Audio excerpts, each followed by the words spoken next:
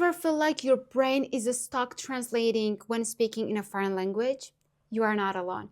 In this video, I'm going to show you how you can train your mind in a way that you will directly think in your target language, just like native speakers. No more awkward poses and no more mental gymnastics. Let's talk about it.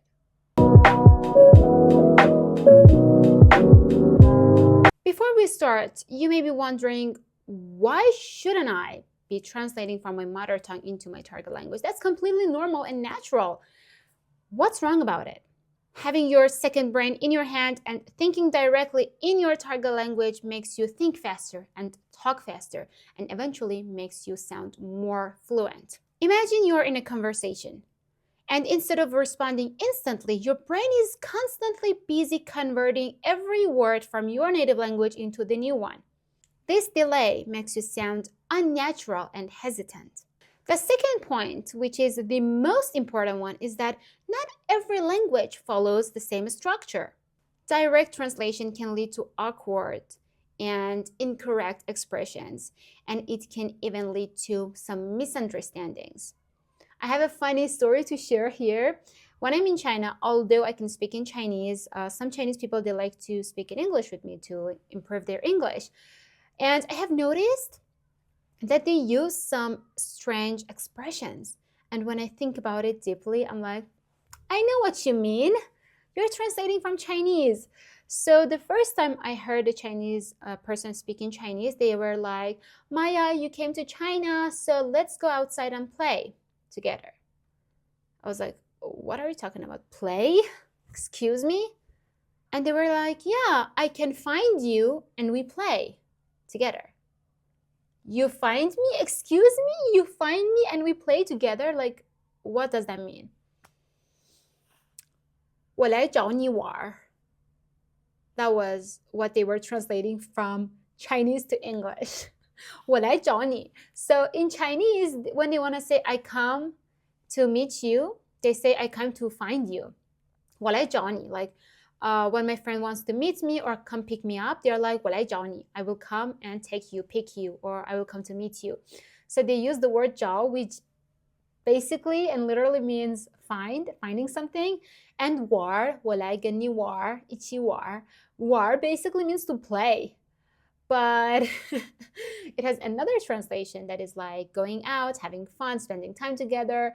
So this is a great example that I guess can convince you to stop translating, because this is exactly how awkward it can sound in a foreign language. I will come find you and we play. What are you talking about? It was really funny because I could speak in Chinese, so I could understand what they meant by that, but not everyone can do that, you know? As you know, one single word in a language can have various meanings, just like 找 and 玩.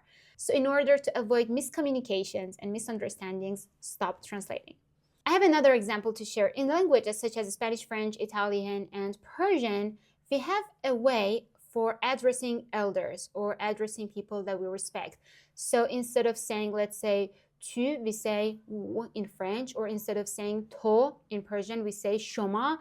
So this is also a cultural way that we have to express our respect to someone, but that does not necessarily exist in other languages. By sharing this, I want to say that some words not only have different meanings, but there are some words that do not have a direct translation in your target language. So you do need to know the culture and the philosophy behind that to be able to speak in that language fluently and to avoid misunderstandings.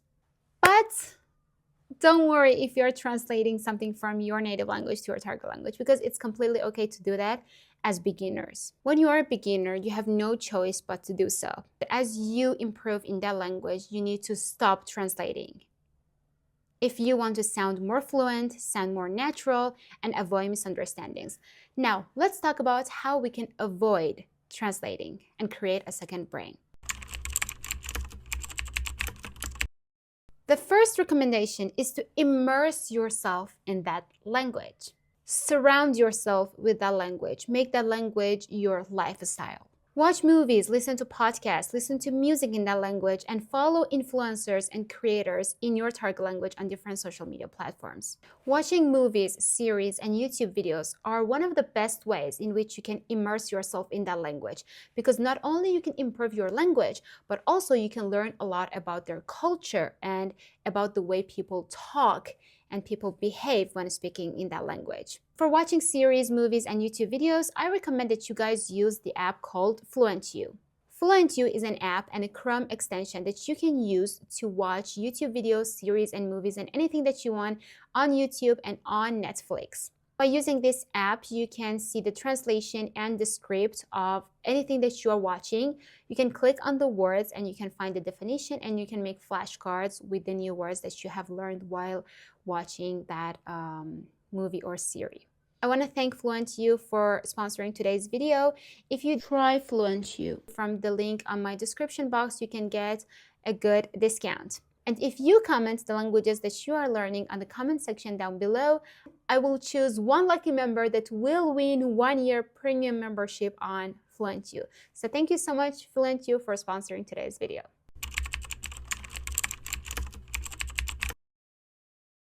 The second method is nothing but creating a second personality. So instead of creating a second brain directly, you can first start with creating a second personality. If you don't know what that means, you can check out this video. I have explained everything on how you can completely transform to another person when speaking in a new language. The reason why I do not mix up my languages and I do not translate from my native language into my target languages is because I have different personalities in different languages. And the moment I decide to speak in French, I just switch and it's over. When I speak in Arabic, I imagine myself being an Arab girl in Iraq, walking in the streets of Baghdad, and I imagine myself being super nice, super humble, super welcoming and warm and kind, because that's how Arab people are. They're super nice. They use so many romantic words when speaking in Arabic, like عمري عيني قلبي روحي أموت عليك فديتك. So I also tend to use those words. I do not use that many romantic words when speaking in my own language, because my language is also romantic, but not, I guess we do not express our love that much compared to Arabic. And when I speak in Chinese, I become that cutie girl from Shanghai that is cute, that speaks using these gestures. And I have a soft voice and I'm just super cute. When I speak in languages such as French or Turkish, I sound more mature and more logical. And I guess when I speak in Persian, I'm more serious, because Iranians are judgmental sometimes, so you have to really be careful with the way you speak. So this is how I change personality. You have to change your personality when speaking in another language, because you have to behave based on that culture. I have to be serious when I speak in Persian, because that's how our society is built. I have to be more kind when I'm speaking with Arabs, because that's how they are. I have to be more cute when speaking in Chinese, because Chinese people like it when girls are cute.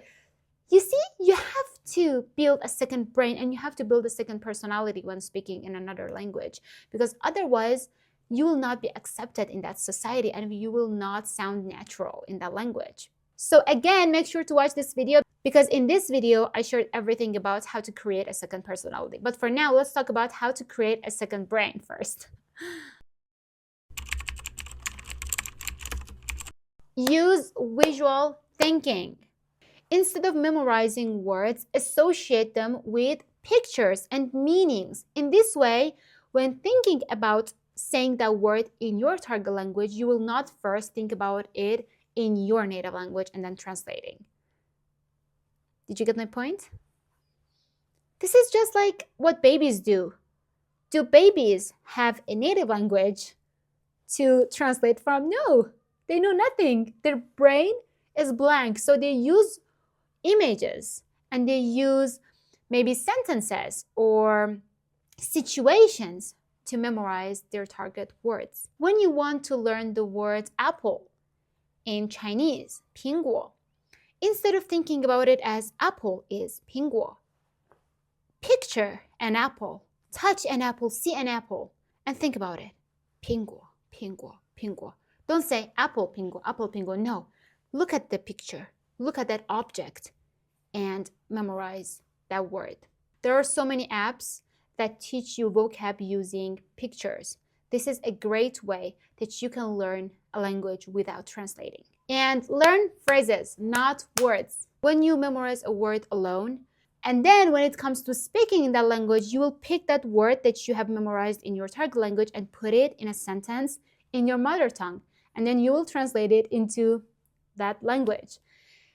Whew, it will be quite complicated, right? So instead of learning words, try to learn those words in sentences. In this way, when talking the language, you will remember those sentences. Then you will sound more natural and more fluent. It will also improve your response speed. You can also use monolingual dictionary.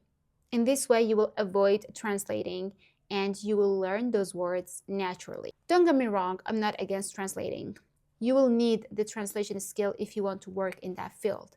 But thinking in your mother language and then translating it into your target language is not okay. It's not good. You have to build a second brain in a way that when you decide to speak in that language, you just put your nationality and your native language away and you transform completely to another person. Learn a language the way babies do. Learn a language in a natural way. And that's only possible if you immerse yourself in that language and if you do everything in your target language. As I said, the things that you watch, the things that you read, everything has to be in your target language. You have to build that environment that makes you learn the language naturally, not through your mother tongue. Breaking the habit of translating takes time, but with practice, you can train your brain to think naturally in your target language. And last but not least, I would like to share 2 stories of when I realized that I am definitely thinking in that language and I'm not translating. And that was when I was teaching my French student Persian and I was speaking in fluent French. And there was a French word that I used and she was like, oh, how can I say that in Persian?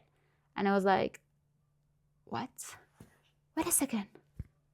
What? Why I don't know the meaning of this word in Persian? And she was also surprised. She was like, Maya, you're using this word correctly. How you do not know the meaning in your mother tongue? I said, I have no idea. Like, I never thought about it. She said, then how did you learn it? I said, I just saw it in some YouTube videos. Like, I saw them using it in those sentences and I just memorized those sentences. And I'm just copying them the ways babies do, you know? She was like, wow, like, how is that even possible? I was like, I have no idea. So this is what happens when you learn a language in a natural way and you immerse yourself in that language. But that's probably not really good because if you want to do translation, that's your job, this is going to be problematic. So I'm not saying what I did was completely okay, but at least it made me sound more natural and think faster. But I still do think that knowing what you say in your target language is important. Thank you so much everyone for watching today's video. Do not forget to create yourself a second brain or a second personality when speaking in a new language. And let me know in the comments down below, what do you do to be able to think directly in a new language? I will see you guys on my next video. Bye!